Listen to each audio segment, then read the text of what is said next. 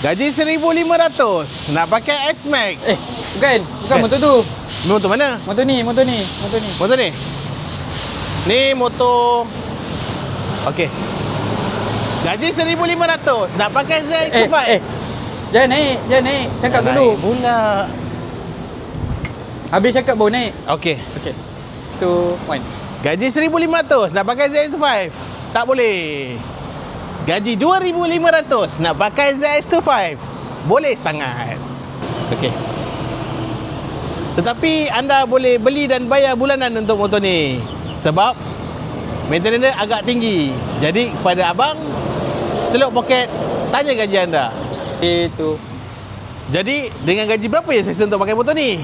Range gaji lebih kurang dalam 3,000 hingga 3,500. Yang paling penting, duduk dengan parents. Sarapan, parents buat. Lunch, parents bungkuskan. Dan yang paling penting, iPhone dah boleh bayar.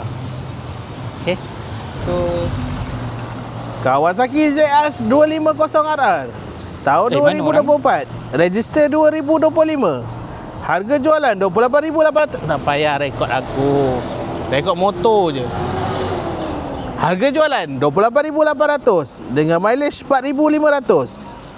Minimum deposit 3,200. 84 bulan 514 sahaja. Jadi korang dah selok poket, dah tanya gaji, dah boleh untuk apply motor ni. Jom apply dengan kita, boleh contact sistem kita. Dan jangan lupa cari motor, beli motor, jual motor di TM Motor One. Explore more, ride with us. Bye bye.